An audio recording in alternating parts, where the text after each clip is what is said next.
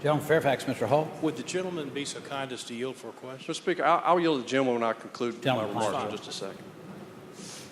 Mr. Speaker, the other thing to understand that I know the gentlelady from Richmond said that this bill adopts 2 of the 4 requirements for the stimulus money for the enhanced benefits.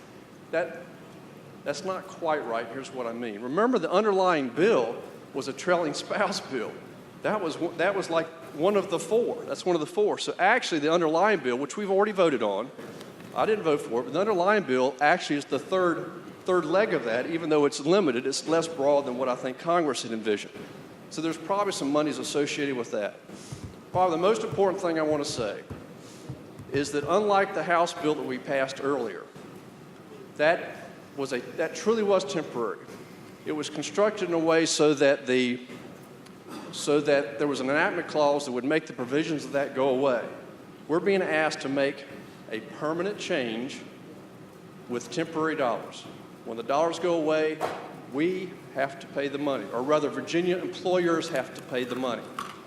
Now, some people would say, well, the average tax per employer is only about $99 right now, and that's true. Next year, because of the fund builder tax, it goes up 50%. The year after that, it goes up another 30%. The year after that, it's supposed to go up another 20%. Our recession that we're in right now is more like the one we had in the early 1980s. We're going to be in it for a while, and it's going to unfortunately take us a while to get out of it. And that extra money that we're getting ready to oblige the Commonwealth to pay is a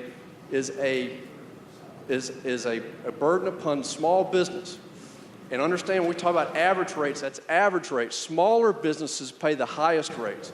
Those businesses that have more turnover, where we have more employment, their rates are up in the $400 or $500 per employee. Why would we want to do anything? Why do anything that would create a disincentive for an employer to hire back an unemployed person? I mean, unemployment is important, but unemployment is not employment.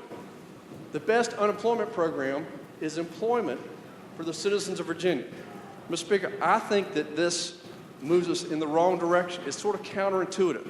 So I hope, Mr. Speaker, that we will not accept the governor's amendments. I'll be happy to yield. Thank you, ma'am. Will the gentleman yield? Will the gentleman